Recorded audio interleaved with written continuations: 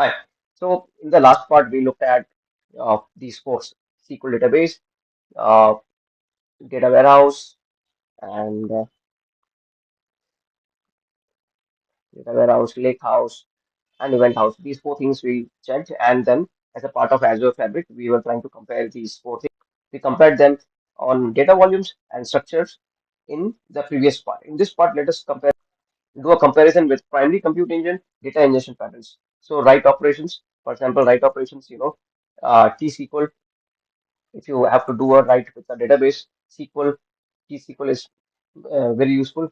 But if you are trying to use a lakehouse, normally people go for Spark technologies, either PySpark, Spark SQL, or you can also use Scala and R. If you are looking for event house, we call it event house, then we use K2L. This is not a typo. Mind you, this is not a typo. This is not SQL. This is called KQL. KQL means Custo Query Language. Custo Query Language. So you can Google it. You can try to understand what is this. This is also a type of language. When we talk about read operations, like you want to fire select queries. So it is obvious T-SQL works with all of these, and with event house, you can use KQL as well as SQL. So write operations. If you want to do a lot of writes, huge amount of writes in a lake house, Spark. This is the only deviance. You should use Spark. And event house, you should write using KQL. This will be faster. That is the compute engine you should use in the background. Now, when we try to compare them on data ingestion patterns, so preferred ingestion frequency, SQL database you should use if you have very high frequency.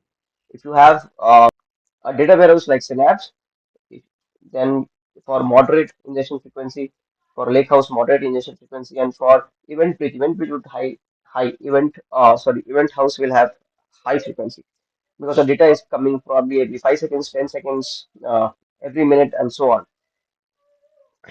Recommended batch size. See, with normal SQL, you should have small to medium. With data warehouse as well as lakehouse, you should have medium to large. And with event house, you can have small or you can have large as well. Why large? Because it can happen that, for example, Kafka or any event hub, a lot of messages are getting folded because there was probably a problem with the servers. A restart happened and messages accumulated for last 4 5 hours or 8 hours.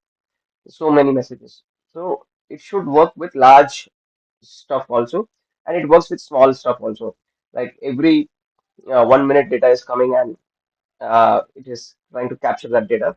That works fine because every 1 minute, very small quantity of data would come. Efficiency of appends. It is high in all of these. Efficiency of appends and efficiency of updates deletes. It is high in SQL. Updates deletes. When you have a large amount of data, you are storing it in data warehouse or lakehouse, your updates and appends, your updates or deletes, not appends, but appends are actually inserts, but updates or deletes should be less, be moderate.